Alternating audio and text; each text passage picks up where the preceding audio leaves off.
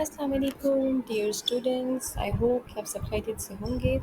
आज की इस वीडियो में मैं आपके साथ डिस्कस करने जा रही हूँ class 8 unit number 2 digital skills exercise के question answers. So let's begin the video. So students, question number 1 हमारे सामने है। Question number 1 is write down the uses of Microsoft Excel. Microsoft Excel की क्या यूजेस हैं? जो सबसे पहला इसका यूज़ है वो है it is use for data sorting and analysis. It is use to perform calculations. It is use for integration and visualization of data in the form of graphs and charts. So Microsoft Excel आप सबको पता है, एक हमारे सामने एक sheet होती है जिसमें छोटे छोटे से सेल्स होते हैं और हम उन सेल्स में अपने डाटा को एंटर करते हैं और जिसके थ्रू हम कैलकुलेशंस कर सकते हैं। हम उन कैलकुलेशंस और उस डाटा की बेसिस पे अपने ग्राफ जनरेट कर सकते हैं। तो इस तरह का काम सारा का सारा हम माइक्रोसॉफ्ट एक्सेल पे परफॉर्म कर सकते हैं। जैसे आप लोगों के टेस्ट्स होते हैं, उनका अगर मैं रिकॉर्ड मैनेज करना चाहूँ तो माइक्रोसॉफ्ट एक्सेल का इस्तेमाल कर सकती हूँ। आप लोगों के एग्ज़ाम्स का जो रिज़ल्ट्स हैं अगर वो मैंने जनरेट करने हैं तो वो मैं उसके ऊपर कर सकती हूँ। तो इस टाइप का जितना भी हमारा डाटा होता है उसके लिए हम माइक्रोसॉफ्ट एक्सेल का इस्तेमाल कर सकते हैं। So it is use for data sorting and analysis, कि हमारे पास कोई भी डाटा है, अगर हमने उसको सॉर्ट करना है, सॉर्ट मतलब अरेंज करके लिखना है, ठीक है, या उस पर कोई एनालिसिस करना है। एनालिसिस का मतलब ये है कि अगर हमने उस डाटा को कहीं पे इस्तेमाल करना है, उसके ऊपर हमने उस डाटा से कोई इम्पॉर्टेंट चीज़ हमने फाइंड आउट करनी है। मींस कि हमारे पास कोई रफ डाटा पड़ा हुआ है और उस डाटा को यूज़ करके हमने कुछ भी आइडेंटिफाई करना है। जैसे आप लोगों के रिज़ल्ट का मेरे पास डाटा है पूरी क्लास का और मैंने ये आइडेंटिफाई करना है कि किन बच्चों ने 80 से अबव मार्क्स जो है वो स्कोर किए हैं। तो ये मेरा डाटा एनालिसिस में आएगा, ठीक है, कि मैं ये चेक करना चाह रही हूँ कि मैं एनालाइज़ करना चाह रही हूँ अपने डाटा को, ठीक है। तो डाटा एनालिसिस में हम यही करते हैं कि हम अपने डाटा को चेक करते हैं कि भाई आया, फॉर एग्ज़ाम्पल मेरे पास आपके एग्ज़ाम्स का डाटा था और मैंने ये चेक करना था कि भाई कितने बच्चों ने इंग्लिश के पेपर में या कंप्यूटर साइंस के पेपर में 80% से अबव स्कोर किया है। तो मैं कुछ फार्मूलाज़ का इस्तेमाल करूँगी एक्सेल के ऊपर, उन फार्मूलाज़ का इस्तेमाल करते हुए मैं ये चीज़ आइडेंटिफाई कर लूँगी, ठीक है। सेकेंड जो हमारा यूज़ है वो है it is use to perform calculations. वही बात जो मैंने भी आप लोगों को बताई है कि डिफरेंट तरह की जो कैलकुलेशंस हैं वो हम एक्सेल को यूज़ करते हुए परफॉर्म कर सकते हैं। एंड द थर्ड जो इसका यूज़ यहाँ पे लिखा हुआ है वो है it is use for integration and visualization of data in the form of graph and charts. अच्छा जी, इंटीग्रेशन एंड विजुअलाइजेशन क्या होता है? हमारे पास कोई भी डाटा है, फॉर एग्जांपल वही हम एग्जांपल ले लेते हैं जो मैंने अभी आप लोगों को बताई थी कि आप लोगों का कंप्यूटर का पेपर हुआ और मैं ये चेक करना चाह रही हूँ कि कंप्यूटर के पेपर में कितने बच्चों ने अबव 40 स्कोर किया है, अबव 60 स्कोर किया है और अबव 80 स्कोर किया है।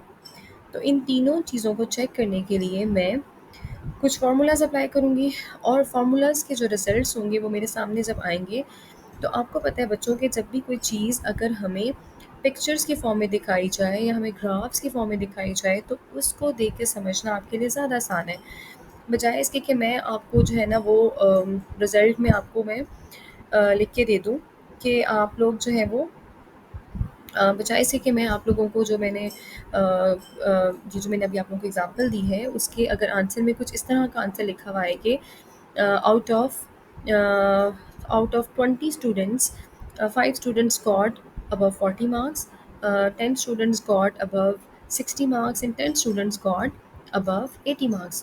तो इन लाइंस को पढ़ के आप लोगों को ज़्यादा क्लैरिटी नहीं होगी, ठीक है, बजाय इसके कि अगर मैं यही चीज़ ग्राफ्स की फॉर्म में शो करा दूँ या मैं कुछ या फिर मैं किसी पिक्चर की फॉर्म में शो करा दूँ तो उसको देख के आप लोग ज़्यादा मतलब फर्स्ट साइट में ही आप लोगों को चीज़ें क्लियर हो जाती हैं अगर कोई चीज़ ग्राफिकल फॉर्म में आपके सामने रखी जाए, ठीक है।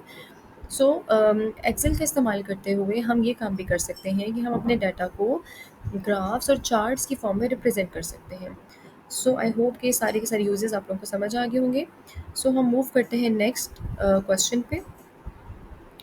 नेक्स्ट क्वेश्चन है हमारे सामने, what is the purpose of formula बार। अच्छा जी, फार्मूला बार का क्या पर्पस होता है? फार्मूला बार अगर हम थोड़ा सा आगे ज़रा मूव कर जाएं तो ये बच्चों आपके सामने जो है वो डायग्राम शो हो रही है फार्मूला बार की। ये मैंने एक छोटी सी एक्सेल की जो है वो शीट ली हुई है, ठीक है। अगर टॉप पे देखें तो बिल्कुल जहाँ पे आपके जो मेन आपका रिबन होता है, रिबन के बिल्कुल नीचे जो है ना एक छोटी सी बार होती है, ठीक है। इसको कहते हैं फार्मूला बार। आप फार्मूला बार में जो भी फार्मूला डालते हैं वो फार्मूला आपके नीचे दिए गए सेल्स के ऊपर अप्लाई हो रहा होता है, ठीक है। जहाँ पे ये 1 2 3 लिखा हुआ आ रहा है ना, दीज आर द सेल्स। ये जो छोटे छोटे आपके सामने ब्लॉक्स बने हुए हैं, ठीक है, तो इन सेल्स में वो फार्मूला अप्लाई होता है। या फिर अगर आप इन सेल्स में जो भी काम कर रहे होते हैं वहाँ ऊपर फार्मूला बार में उसका फार्मूला वो शो कर रहा होता है कि आपने इन सेल्स में क्या फार्मूला अप्लाई किया है। तो ये फार्मूला बार होता है, ठीक है। अब ज़रा वापस आ जाए कि पर्पस क्या है फार्मूला बार का। So purpose of the formula bar क्या है कि formula bar is a thin bar below the ribbon that display the selected cell address, ठीक है, जो कि एक तो हमें जो भी हमारा सेल होता है उसका एड्रेस बता रहा होता है, और secondly we can enter the value in a cell form a formula bar, कि अगर हमने सेल के अंदर कोई भी वैल्यू एंटर करनी है, कोई फार्मूला अप्लाई करना है, तो हम इस फार्मूला बार में उस वैल्यू को डाल के जो है वो सेल के अंदर पुट ऑन कर सकते हैं, ठीक है। तो इट इज़ अ थिन बार जो कि हमारी रिबन के नीचे होता है, ठीक है। ये आगे पिक्चर में हम दोबारा इसको ज़रा क्लियर कर लेते हैं। अच्छा जी, जैसे कि आपको इस पिक्चर में भी नज़र आ रहा है कि हम इसके अंदर जो भी वैल्यू एंटर करना चाहते हैं सेल में, जैसे कि इस पिक्चर में फ़िलहाल आप लोगों को वो ये सेल 3 का एड्रेस शो कर रहा है, ठीक है, कि सेल 3 हमारा किस एड्रेस पे पड़ा हुआ है और सेल 3 में हमारे पास क्या वैल्यू है, ठीक है। सो अगर हमने इस सेल में कोई भी वैल्यू एंटर करनी है तो हम डायरेक्टली उस वैल्यू को अपनी फार्मूला बार में डालेंगे तो वो वैल्यू हमारी ऑटोमेटिकली इस सेल के अंदर आ जाएगी। So that is the formula bar. So move on to the next question. The next question is differentiate between worksheet and workbook. अच्छा जी स्टूडेंट्स, थोड़ा सा जर्नल हम जैसा इसको डिस्कस करते हैं कि वर्कशीट और वर्कबुक क्या होता है। आपके सामने अभी जो मैंने खोला हुआ था वो क्या थी, वो वर्कशीट थी, ठीक है। तो वर्कबुक क्या होती है कि आप एक ही एक्सेल का जब आप ओपन करते हैं और उसके अंदर आप मल्टीपल शीट्स जब ओपन कर लेते हैं तो वो हमारी वर्कबुक बन जाती है, ठीक है। लेकिन अगर आप एक सिंगल एक्सेल की शीट पे काम कर रहे हैं तो that is the worksheet.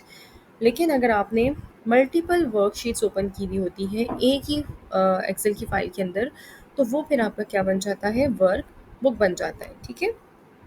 So workbook is a collection of cell organize in a row and column, ठीक है। तो वर्क बुक क्या है, it is basically a simple Excel sheet जिसमें हमारे पास कुछ रोज़ होती हैं, कुछ कॉलम्स होती हैं, और सेल्स होते हैं जो बेसिकली रोज़ और कॉलम्स की फॉर्म में ऑर्गेनाइज हुए हुए होते हैं, ठीक है।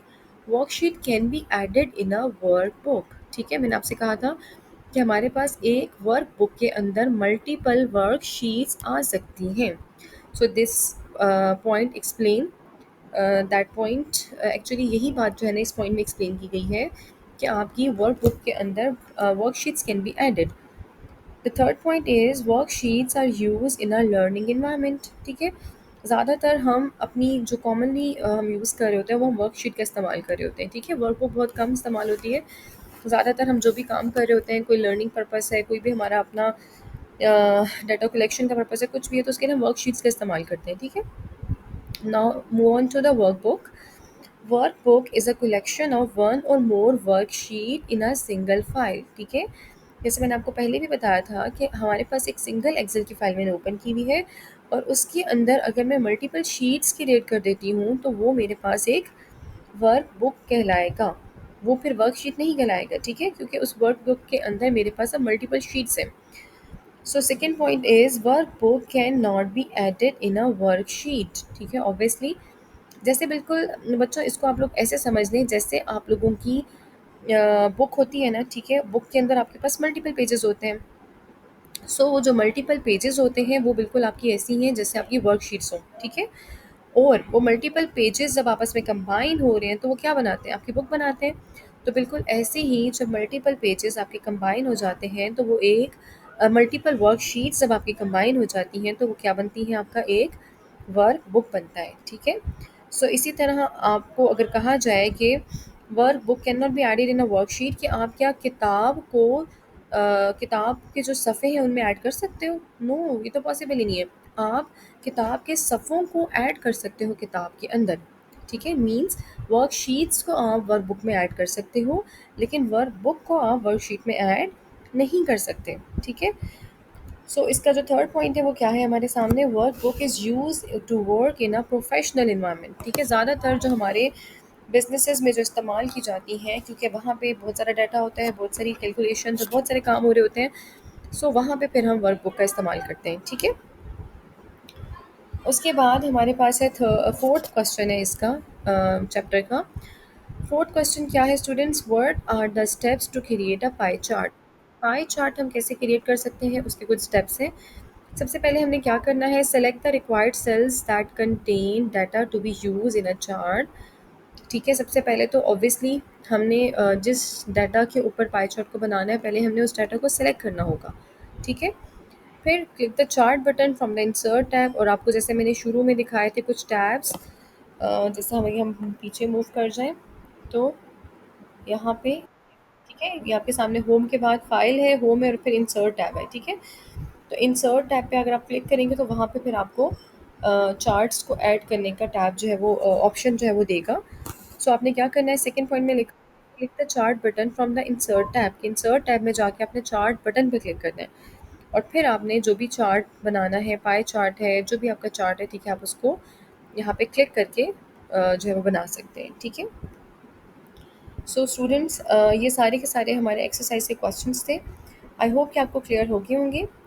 So thank you so much for watching this video. Please subscribe my channel and like the videos and do comment.